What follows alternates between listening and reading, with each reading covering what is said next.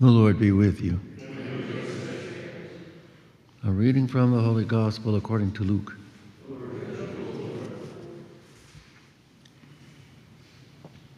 Jesus said to them, "Woe to you, Chorazin! Woe to you, Bethsaida!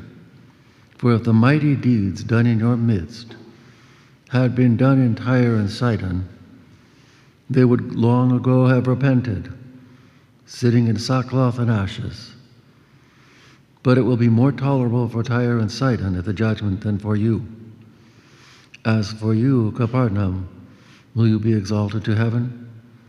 Will you go down to the netherworld? You will go down to the netherworld. Whoever listens to you listens to me. Whoever rejects you rejects me, and whoever rejects me rejects the one who sent me."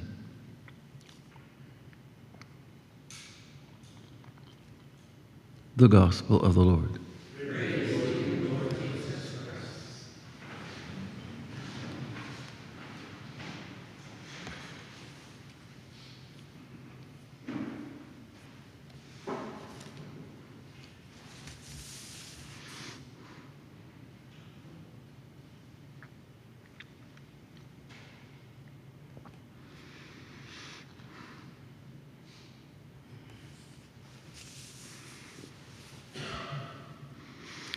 Praise be Jesus and Mary, now and forever.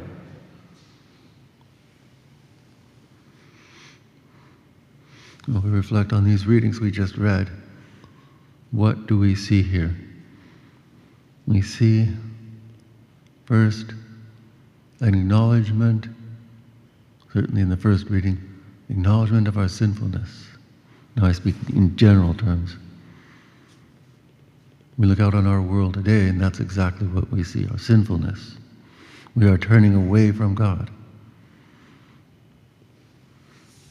We are doing what our Lord is reflecting on the last part of the gospel passage we just heard. We are rejecting Him. That's what we do when we sin. We are turning away. We are telling ourselves we don't need God, we can do it ourselves, which is a very sad mistake, because we cannot achieve our very goal without the grace of God. Without God, we can do nothing of good. We only fall into sin, and then we see all the misery that we're in. And our Lord is pointing that out here. He uses the examples of Sidon and actually uses several, Chorazin, Bethsaida, Tyre, and Sidon. And he says it would be much better for them. Now, why would he say that?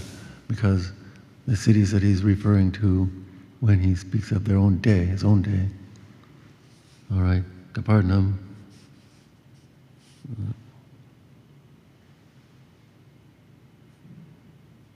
it was Capernaum, which is probably where he was at the time, but anyways, in all those cities that he was traveling through himself, they saw him. And they saw the miracles he was working. There were many. Right, he became very well known for all of that. They heard what he was preaching and how it was such authority. And yet, they continued to turn away. They had our Lord Himself in front of them, with them. God Himself. Yes, man as well, but God. He was there with them, and yet they still turned away.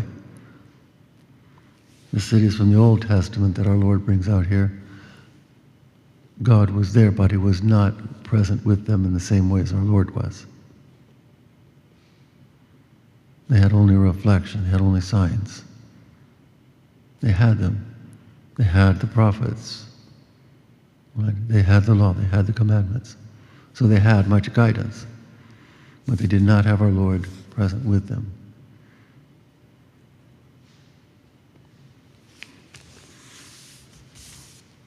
And so that is why our Lord says it'll be more tolerable for them in the Old Testament than it will be for those in the New Testament. Right? They had the Lord directly with them. We have their testimony. That's one of the testimony of the apostles. We have scriptures.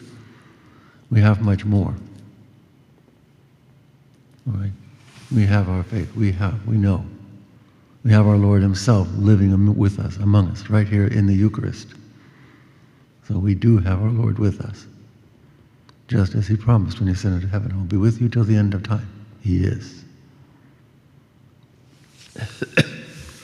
So how tolerable will it be for us compared to those cities in the Old Testament?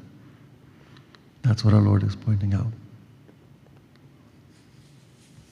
So what is our response?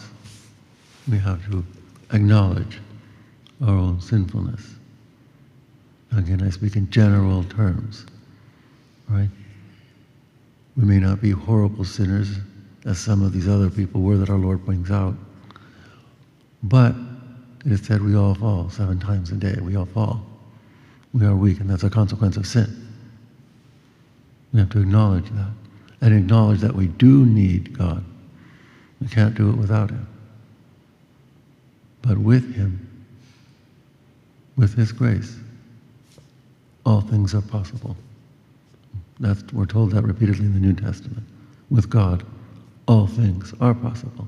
Now we can achieve our goal. And what is our goal? It's union with him. That's our call to holiness. How do we achieve that goal? Through our prayer, through the sacraments. Right?